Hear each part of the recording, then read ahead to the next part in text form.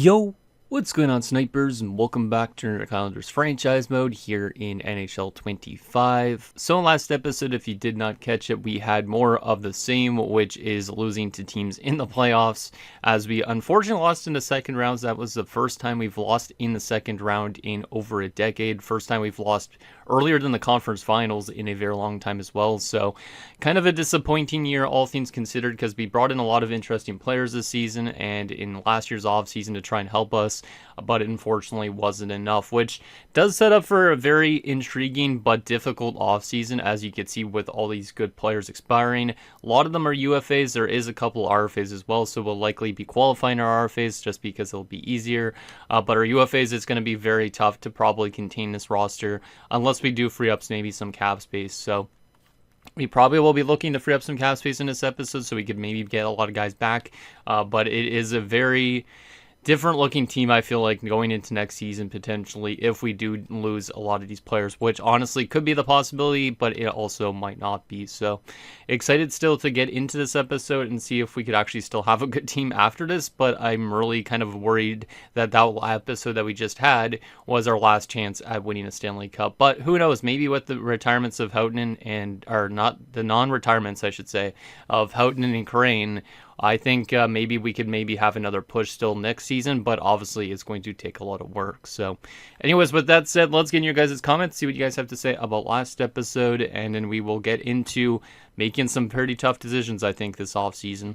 So the first comment is from Michael Dos, who says, the insurance marker saying makes me laugh because normally you just need to say an insurance goal, not marker. And yeah, I feel like I've heard always people say insurance marker. I don't say insurance goal, but yeah, insurance goal does make sense too. But I've always heard it as insurance marker when you're basically trying to get an extra goal to basically have like the other team have no chance really at coming back. Like, getting an empty net goal to me is an insurance marker, not an insurance goal, but it is also an insurance goal. But I don't know if it's a Canadian thing or what, but I know that I've always heard it as an insurance marker, but maybe I'm just hearing things and maybe the actual term is insurance goal. The next comment is from Dylan Burrows, who says, I personally think we shouldn't re-sign both or even either of them, to be honest. If only one of them. They want too much money. Think about the players that left home teams in their final year because of money. Example, Matt Sundin. We can use this money to sign guys that would put us back in cup contention, playoffs at least. And so he's basically talking about Crane and Houghton because both those guys are pending free agents this year. Now, they both do want a good chunk of money. But I think there's ways that we could basically get them down to pretty decently cheap. And then also we could probably free up cap space by moving out some other players. I know you probably won't agree with me on this because it's kind of a tough decision, obviously. But I honestly don't think I could part ways with Crane and Houghton, and they've been here for so long. I understand the reasoning why you're saying that part with both of them, because they're asking for too much. They're 36. They're probably going to drop off throughout the season. But I think these guys have earned the opportunity to continue playing for this team. I know they haven't won a Stanley Cup for us yet, but they're two of my favorite players in this series and likely Channel Hall of Famers, I would assume. So I just don't think there's any way I could part with them. I know that guys like Matt Sundin, Daniel Alfredsson, etc.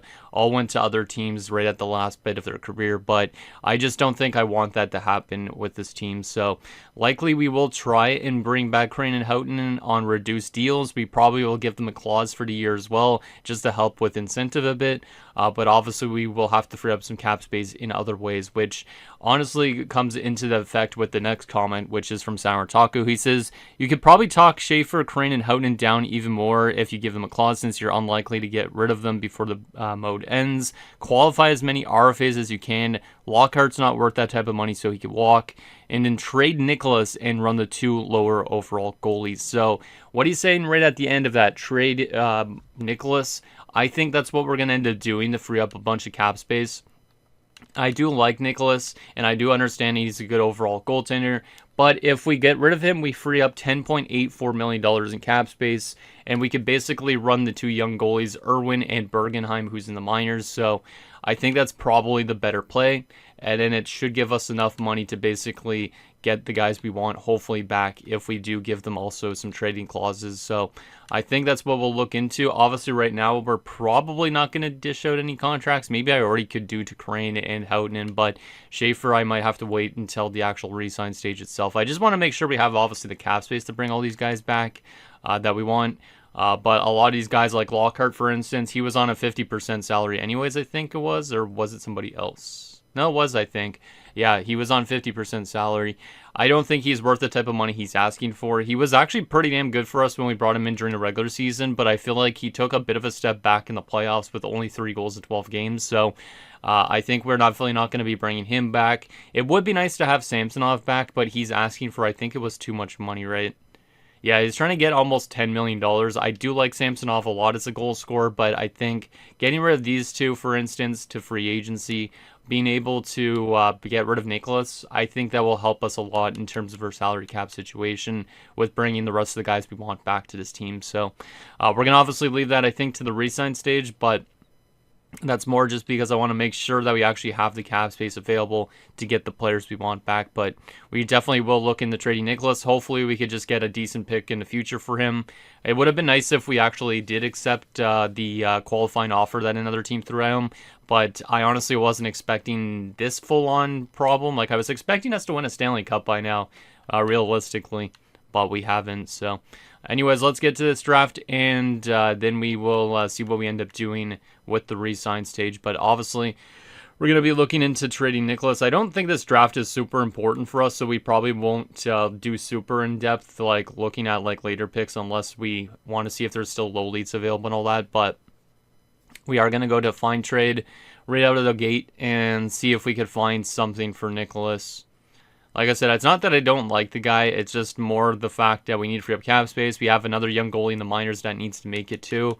So we might as well go find trade on Nicholas and see what teams want to give up, which no team has anything right now, apparently. So we're going to actually have to go through some teams individually and see if there's any teams actually interested in him, which kind of sucks because I thought there would have been an offer thrown at us, but I guess not. I don't care if we get too much gypped off. We should be able to get like a future first-round pick if there's a team that wants to take him on, which right now Detroit would take him on, same with Edmonton. I would probably prefer to send him to the Western Conference, so Edmonton is probably the first place. But there's not really a ton of teams. Pittsburgh would be over the cap, not really a surprise on that. Yeah, I think Edmonton, Washington could work too, I guess, but that's Eastern Conference. So let's go talk to Edmonton and see what they'd be willing to give up potentially. Like, do they have any draft picks they'd be willing to move? Too many goalies. Damn, they'd have too many goalies. So if I took your first still for next year and I don't really want another goalie. Actually, I could use another goalie, I guess. If Bergenheim's in the NHL next year as our backup, we could probably use another AHL goaltender. So they have a lot of guys signed. They're not that great, a lot of them. We could just give Canzanello a chance, I guess. We'll just add Canzanello to this deal, and that would work. So let's try this and see if the Oilers are willing to do it. So an unprotected first-round pick for next year and Canzanello, and that basically will give us another AHL goalie to play with our current goaltender. And that first-round pick could be anything. It probably doesn't matter at this stage, that first-rounder, but let's just trade Nicholas and get rid of this cap hit. And that's accepted. I think that's a decent little deal. Nicholas is on his way to Edmonton. Maybe he's going to go find a way to win a Stanley Cup there before us. But regardless, now that frees us up a good chunk of cap space potentially for the rest of this offseason, I think. I'm not too sure if there's anybody else that's making a high cap hit that I'd want to move out just to kind of free up more cap space in case. Like, we do have guys that are making a lot of money on this team, but some of them are going to be taking less this season. Like I said, Samsonov, Lockhart, those guys are likely gone anyways, so it's not a huge issue. Kazanov was pretty bad in the playoffs, but I still like him, so I don't think I would move on from him. The rest of these players are pretty cheap, so I think we'll probably not get rid of anybody else. Holmstrom's on his 10.45 kicking in this season, which is a lot of money too, but obviously it makes sense to hold on to him. Carlton, we could offload hypothetically if we think about it. Actually, wow, we just got interrupted by Descends. Just one sec, though. Let's go back to our roster here just so we can kind of look at things a little bit more in depth again. So, defensively, if we go to our defensive core, Carlton is technically our third best defenseman on the team. Houghton probably drops down to a top 6 next season, so Smith could probably jump up. Bannister might be heading to free agency anyways because he might ask for too much. And then we have a bunch of other D-men that are kind of close. I think we're probably fine to keep the rest of it the same. We probably don't need to offload Carlton just because of Houghton dropping off, because I can see Houghton playing on the top 6 pairing and Smith being in that top 4 instead potentially. Houghton obviously getting still some power play time, so I think we have freed up enough cap space that we should be good. Obviously, we could end up losing some people to free agency at the beginning of the, or at the end of this episode, but in next episode, if we need to free up more cap space, we will in order to bring some people back. So I think that's our only trade we're going to make. But anyways, the first overall pick, the Ottawa Senators took Brulard, who is a sniper. Looking pretty good. 17 years old. Obviously, these kind of guys don't really matter at this stage, but it's still kind of interesting to see what type of players would be running the league after the series ends, because we don't have a lot of time left before the series ends. So Buffalo takes Muller, who's an 83 overall medium elite sniper. Okay, that's a pretty solid player as well. He's actually better than the first overall pick, so the Sens might have made the wrong decision there. Tough to say. I did want to actually take a look at our draft board. Which picks do we have this year? Oh, yeah, 1, 4, 5, 6, and 7. I do remember that now. So I don't really know if we're going to get too much good players in this draft. First round, we should be able to get ourselves a solid prospect. After that, it's kind of up in the air unless there's some like low lead steals. But let's continue to take a look at this year's top 5, and then we'll assimilate to our pick. So Lefebvre heads to Vancouver. 81 overall power forward, who's a center. Looks pretty good. Pierre Lefebvre, the Frenchman. All right. Tampa at 4th overall is going to select Comiskey, who's an 81 overall right-wing sniper. So a lot of good goal scorers in a little bit of this early stages of the draft. And that's kind of interesting. This guy has big rig. He's only 5'9", 169, but he's got big rig. So that's kind of an intriguing player in my opinion. And finally, the Ducks at number 5 are going to select Gogolev, who's the first defenseman off the board, 80 overall two-way defenseman, as he heads to the Ducks. All right. So that's this year's top 5. Let's simulate to our pick at 26. Then we'll see if we're able to snag anything up here. I don't really know if we're going to get too much, to be honest, but might as well take a look anyways. Did we have anybody pinned? We did. Oh, yeah, Caffrey. He's a guaranteed low lead. Probably him is the best option just based on the potential. Is he going to make it before the series ends? Likely not, but I think we're just going to take Cooper Caffrey just because he's probably the best prospect here. But there was also this guy, I think, was, yeah, Ludvig Jensen or Jensen or whatever you want to say. Probably Jensen. He looks pretty good. He's only 1 year out. That's kind of an intriguing one as well. Do we need centers for the next year or so? Like, if we have any retirements, we could end up losing Mäkinen this offseason, this upcoming year, to retirement. So, if I take the top 6 center, is it worse than the low lead? The low lead, I think, is going to be a few years out. But we kind of do need centers when we think about it, because we don't have really any centers on paper. Mäkinen is on a rapid decline. And then if you look at our prospects, we do have some, but they're like 25 and 23. So I'm thinking we're going to draft that center who's a top 6 forward instead of the low lead. I just think it's more of a need because we don't really need wingers that much. But having ourselves a top 6 center that's actually almost NHL ready, I think that's a good thing, especially, like I said, with Mäkinen on decline. So we're going to take Jensen with this pick, and maybe he'll make it before the series ends.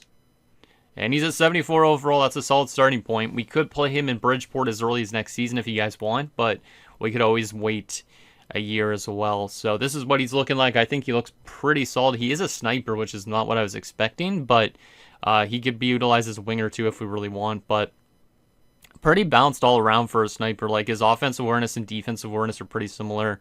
And then, yeah, he's got decent physical attributes. Like, he's definitely an all-around solid player. I don't mind that selection. Hopefully he gets growth if he doesn't play in the AHL, but if he does play in the AHL, hopefully he has a good season, makes our NHL team next year, and that way we have ourselves another center to have behind guys like Pollock and Ashton, because likely Mackinnon, like I said, will retire relatively soon, in my opinion. All right, so that was our first round selection. Now comes the point where I don't think we're going to make any other good selections, but we will definitely take a look and see if there's any options out there. So Carl Rhodes doesn't look good. There's another goalie prospect. I mean, for realism purposes, technically we don't have a lot of goalie prospects now at this stage, since both of the elite goalies are going to be in the NHL. We could technically draft Pritchett, even though we know he's not going to make it before the series ends, just to show that, hey, at least we care about the future in terms of the team's goaltending. So let's just do it. He's got medium elite potential. Pritchett, join us, please. Thank you. 53 overall. I think that's okay for us to draft. Obviously, it's a good potential, but we will likely never get to see Pritchett in Islanders colors. But at least that gives us somebody, since we just traded away Nicholas, to look forward to in the future, technically, since Bergenheim will be our backup this season. All right, couple more selections to go, and then we are done this draft. Is there anybody else intriguing did I have pinned? There's Blanchard, who might be a lowly, but it's tough to say. He does actually look pretty good, but we could probably wait till next round to get him. So we will probably do that. Aside from that, is there anybody else that looks intriguing? Lally Birdie might be low elite, but he looks like shit. He does have very good physical attributes. 6'6", 237. Could end up being an enforcer defenseman instead of a DFD, but you know what? Let's just take a chance that he's a low elite. Bang. And he is a low top 6 enforcer. I feel like he was an enforcer based on those attributes. And 61 overall is actually a pretty solid starting point for a 19-year-old low 6, but obviously shouldn't pan out. But still, at least it's another face puncher for fun. Very good strength, 88 strength. So that's pretty much what makes up most of his attributes, I'm guessing. But yeah, he's not going to be a crazy prospect for us. All right, couple more selections to go. Obviously, like I said, we are going to go and take that other guy probably this round, and then I don't know what we're going to take with our last selection. So it's, yeah, not a crazy draft class for us, but let's hope that Blanchard's a low elite here as well. And yes, he is. 70 overall. Okay, I was not expecting that. He did look really good in terms of attributes, but that's a hell of a steal for this time, because he could end up making it before it ends. He's also only 18 years old, too. Damn. Look at those shooting categories already as well. He's AHL eligible too, I think. No, he's not, actually. Never mind. He was playing in the QMJHL. But yeah, Cyrus Blanchard might end up making it before the series ends and helping us out in terms of our offense down the road. We have a couple more years left, so never say that he won't make it. But that's a really good steal for round 6. Like I said, I was not expecting him to be high overall. I expected maybe like a 60-something, but damn, that's a really good one. Really, really nice. Okay, well, let's get to our last pick of the draft. I'd say this has been a pretty successful draft for us. Even though we've had a low amount of picks, we've made some great selections. So, any other players that could be elite? There is a guaranteed medium elite goalie that's 20. I don't want more of them. We could go with Versard. We do need more centers. He's 19 years old, though. But we probably will just go for him anyways, because his shooting categories look like they might be okay as well. 5 years out, so yeah, he's definitely not going to make it before the series ends, but we do need center depth in the future, so Bernard Brassard, you're going to be our last selection. And he's a low top 6. Not the greatest pick, but is what it is. Didn't expect to really hit with that last selection anyways. So that is our draft here in, what year is it? 2038, 2048? Actually, it would be at 2047, 2048. I honestly don't know what year it is at this point. But I think we made some good selections. Jensen's an interesting one. Like I said, he could make it before the series ends. Pritchett obviously is just more to show us that we have more goalie prospects, or we could trade him too before the series ends. I don't really know. Lally Birde is kind of And then Blanchard's a fantastic steal. Brassard's nothing really. So kind of a good draft for us, I'd say. Obviously, now it comes down to the resign stage, which I don't know how much cap space we're going to have, but I'm really, really nervous about this cap situation. Like, do we have enough money to re-sign everybody, and will we be able to bring back mostly everybody that we want as well? Also, I forgot that Sidney Crosby was our AHL head coach for some reason, but let's bring back Crosby as that AHL head coach. He is actually developing, it looks like, a little bit to being a better coach. I feel like he was a lower overall before, but Sid can continue to coach our guys in the minors, so we'll bring him back. And we do have some scouts to bring back, even though it doesn't really matter too much at this stage. We might as well re-sign them just so we have scouts at least, because we have lost a lot of them to retirement at this stage. And obviously these draft classes don't matter as much anymore, but we want to make sure we're at least still getting some info on prospects, because that's what helped us get that 70 overall low lead, so is having at least a little bit of info. Taylor Marsh, I think there's one or two more. Benda, good old Tobias Benda, he's been here for a long time, and not Mohammed, and not Tapper. Okay, perfect. All right, so how much money do we got to spend now that we offloaded Nicholas? Do we have a lot more money? Yes, we do. Yes, we do. We have actually a lot more money than I was expecting, but that helps out a lot getting rid of Nicholas. $54 million in cap space. That's huge. Because now we might be able to bring back people we want. We may be able to even bring back Samsonov depending on what he's asking for. But let's first and foremost go to our prospects that need contracts. Bruillard's kind of intriguing as a 68 low 6, but I don't know if I should sign him or not. I don't think he's going to really make it, but we're going to let go of this Flaherty guy for sure. Reinhardt, since he's got low lead potential, you know what? You're going to get a contract. You're not that great, but still. Sunquist, unfortunately, we're going to let you go. I might honestly give Bruillard a contract. I think I need to get more forwards anyways in the AHL, so we might as well give him one. And we will probably try and hold on to Menino for the AHL as well, just to kind of give the AHL team a little bit more depth still. And then we'll go to RFAs here briefly. We will start qualifying probably a lot of these guys. Unless they want two-way deals, then probably we could just bring them back. But, yeah, most of these guys should want two-way deals up until this point, I think. The rest of these guys are probably going to want one-way deals, my guess. Let's say on Strombo. Strombo does want a one-way. I expected that. Pollock probably wants a one-way based on his playoff performance alone. Yeah. Okay, we're going to qualify the rest of these guys for the time being. But obviously, if we need to, we could give some long-term deals, but we're just going to qualify them all.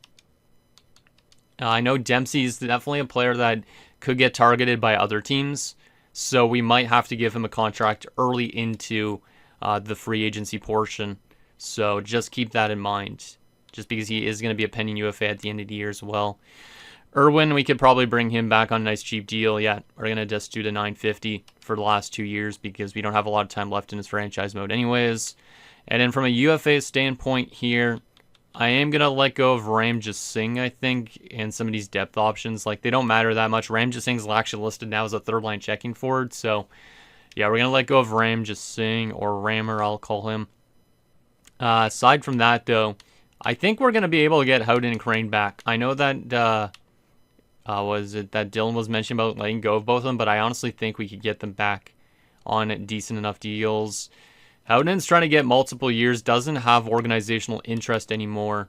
But if I gave him a no trade clause for these 2 years, and then I drop this down a bit, I might be okay to get him down to look at that, his contract interest is still really high up. So I might be able to, with a no trade clause, get him down to, let's get one bar down at least, 6.6? 6.625, we'll try that.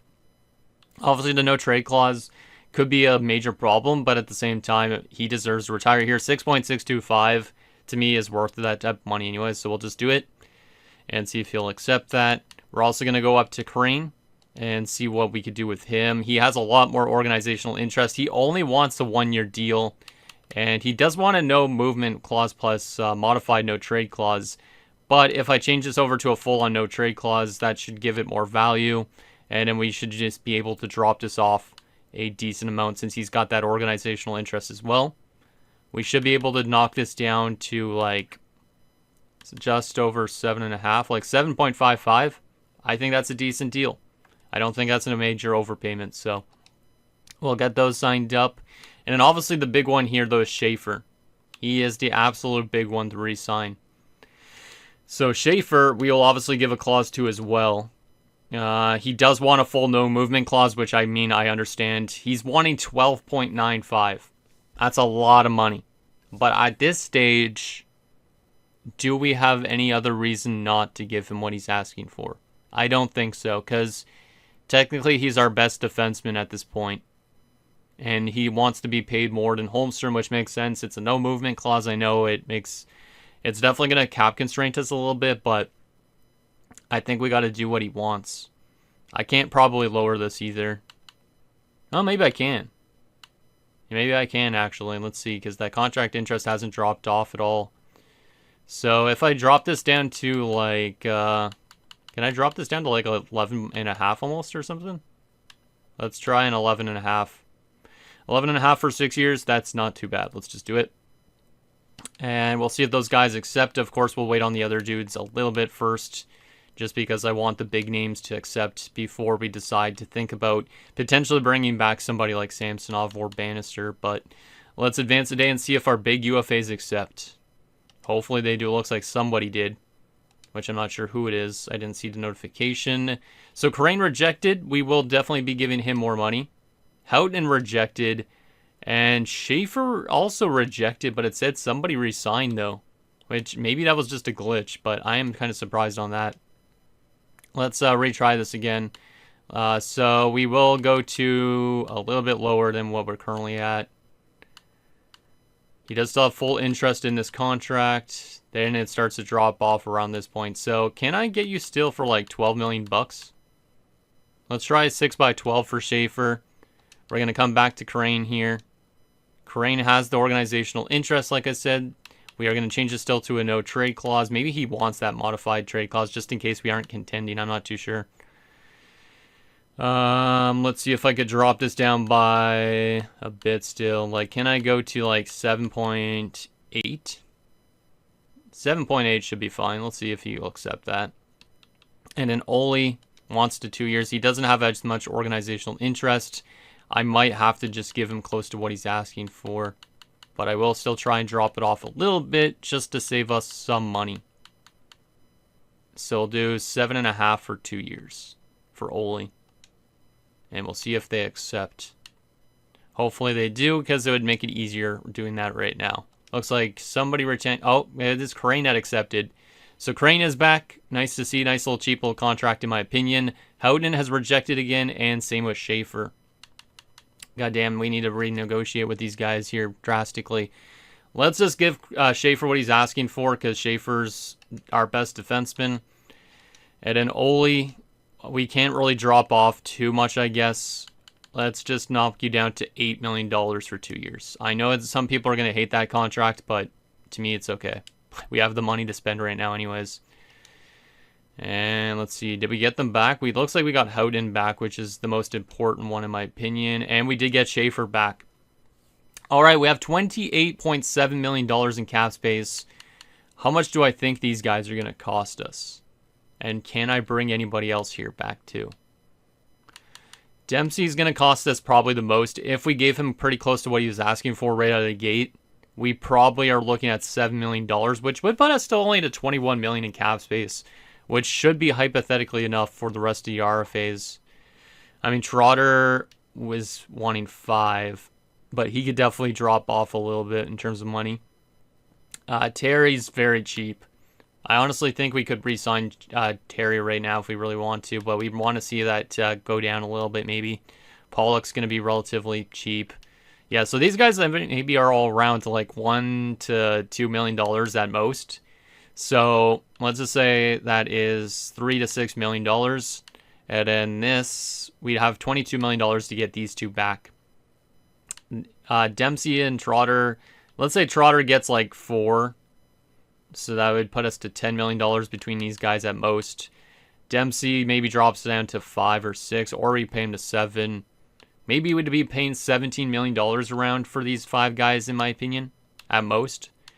If they don't drop their asking price, which means we do have still $11 million in cap space around, if that is what's happening.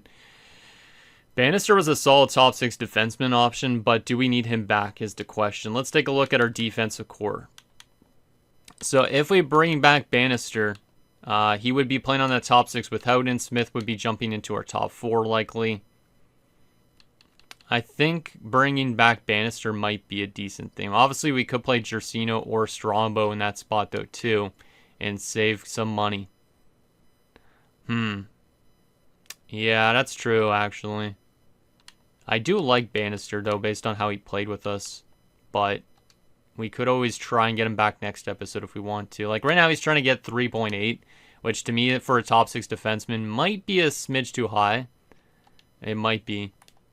So I think for now, I'll probably let him walk. But there's a good chance we might look and revisit him in next episode. Aside from that, though, Lockhart and Samsonov. Lockhart really doesn't have a chance to play here with Crane being back, in my opinion, as well. So I think for sure we're going to let go of Lockhart. I really liked bringing him in, but I don't think he did enough for me in the playoffs. So we're going to let him walk. Samsonov's the intriguing one, though, to me. Because I think he did really well here in his only year so far. 36 goals, 70 points, 14 points in the playoffs. Like, what is he trying to get again? Ooh. He does not have high organizational interest. 9.75 for 5 years. It's probably an overpayment. Because he had just a crazy year. But he is a good goal scorer. But we could probably replace him in free agency too. And I can't really drop this off that much because he doesn't have the high organizational interest. That modified no trade clause is at least good, so he would still be able to get dealt if we needed to. But he probably wouldn't take a pay cut, my guess. Like, we can't get him down to like 8.3, my guess. So I think we're going to probably... Let's see. How good was Bannister in that top 6? Does he actually fit our top 6 again? I don't remember. I can't take a look at that, I guess. I forgot that he won a Masterton a few years ago with a different team, with Anaheim. Gets along with Samsonov, Carlton, and Trotter. Best was Lockhart, who just went to free agency. I do really like Bannister as a top 6 defensive option, to be honest. And he is a right D-man, which is kind of useful.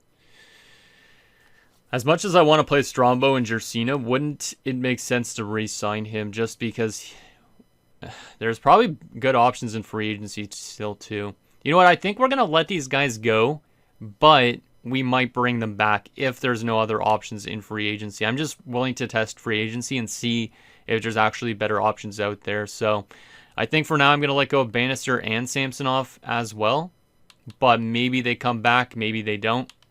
And in our phase here, I think we will have enough cap space after we bring these buys back. And I think we honestly might give Dempsey already what he's asking for, around maybe less money. But he's our best right winger by a long shot. And we don't have a lot of right wingers. So, I mean, we do have Ragnarsson and Kazanov technically. And just Dempsey will be a pending UFA at the end of the year if we don't give him multiple years, which is not ideal. I don't think I could really drop this too much, though, so I think I'm going to actually leave it for now, but I think we will have a lot of cap space for free agency this year because of some nice moves because basically our top guys like Houghton are getting paid less than they were before, and then also because we traded away Nicholas, so let's see what we got here. I also actually do want to go to the unsigned players on our team. Is there any unsigned players I want to bring into the AHL at the moment? Not Pritchett. Lalibirdy's not good enough. Blanchard probably is an interesting one, but I don't think he's not AHL eligible, but he could probably be in the NHL really soon, which is exciting. Centers, Jensen could play in the AHL or NHL, I guess, technically for that matter, but I don't know if we should sign him yet or not. So if you guys could let me know what you think about that, bringing him into the AHL next year, let me know, because we could definitely play him in the minors. We do have contract room. And I think the AHL team last year was lacking forwards, so it might not be a bad play to sign Jensen for the minors. All right, so with that said, none of our RFAs accepted before free agency. Let's just take a look at their updated asking prices. Strombo trying to get 1.6. He does like our organization. He's not a bad defenseman. Like I said, he could end up being on our defensive core full-time if we don't bring back Bannister. Pollock, I do really like Pollock's playoff performance. He's very cheap. He'll accept relatively soon, probably. Same with Terry. It's more Trotter and Dempsey. I wouldn't mind signing some of these guys for a few years, but not too sure on the asking prices. Trotter, we might actually be able to get on a decent deal. I feel like Trotter is an underrated guy, and he could be a top 6 forward for us easily. He had 50 points last year. He's been getting better every year. Playoffs, maybe a little bit more quiet this year. I do like him as a sniper option. Maybe I'll wait and see what you guys think, if we should already give Trotter and Dempsey contracts because they're relatively cheap right now. Because obviously they'll be more expensive next offseason. Terry, Pollock, and Strombo will be pretty cheap, so we don't really even need to worry about them really. But we do have cap space to get all these guys back and sign free agents, which is exciting. Or trade for somebody with a higher cap hit. So let's take a look at the available free agents this offseason for 2046. That's what year it is. Let's see what we got. So I'll remove my face so you guys can see overalls and all that type of thing easier. So we don't need a goaltender because we got our 2 young goalies. We could technically bring in a goalie if we really wanted to, but I think the 2 young goaltenders is fine. It also freed up enough cap space by moving Nicholas. So I think goalies will probably keep it the same. From a defensive standpoint, on the right side, the best is only an 82, so I don't think there's much defensive upgrades to have. That's why maybe bringing back Bannister might not be bad for the top 6 pairing. I can maybe see why he's trying to get as much money as he's wanting, but yeah, him. Tatar, our former defenseman's there as well. But yeah, there's not really a lot of high-end right demon. In terms of left defenseman, there's an 89 overall defender. Damn, Craig. I feel like I've seen him before. Josh Craig. Winnipeg. Has been on the decline a little bit the last few years. He is 32 years old at this point, but went from 63 points to only 32 this year. Still a pretty damn solid two-way guy, but he is an offensive defenseman apparently, actually. But won the Norris 1 year, trying to get $16 million. That's way too much money for me. Aside from that, there is Dadonov, who's an 88 at 29. Those guys are probably too much money. I don't think we really need to upgrade our defense, to be honest, but we could always bring in an option if you guys don't want our current defensive core to run like the way it is right now. All right. Hey, look, Savage is back in free agency. We traded him away, and he's back to free agency now after a brief time in Columbus after that trade that we made for Lockhart. Wait, didn't I trade him to Anaheim? I thought I traded him to Anaheim. Maybe Anaheim traded him to Columbus afterwards. I honestly don't even know. But there's Savage. He actually played some playoff games, too. So there's the defenders. What about offensively? Because we could use maybe some offensive help, but I don't really know if there's any room for us at the moment. Right wing-wise, Ulf Sundin, who used to play with us way back in the day. He's the top right winger as an 83. So this free agent class really doesn't look the best, to be honest.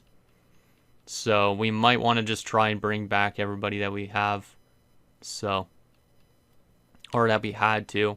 Left wing side of things, the best is an 87 overall in Odeline, who is not the craziest player, but I do remember him. Naslin is an 84. Lockhart, who used to play with us, of course. He's trying to get $8 million on the open market, too. Samsonov's trying to get 9.95. It would have been nice to get back Samsonov, but I think he's just maybe a bit too expensive, but we could still try and get him back if you guys think it's necessary. There might be some better goal scorers out there, though, too.